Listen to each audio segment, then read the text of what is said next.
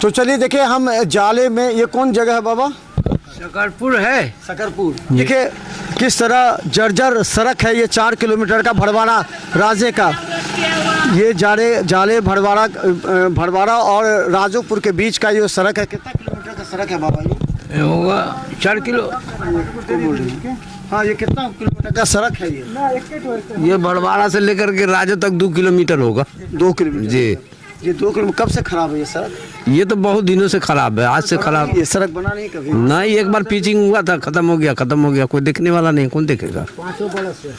इसी तरह से कैसे जाते हैं लोग? वैसे ही पानी हिल करके, कादो हिल करके जाएगा कैसे?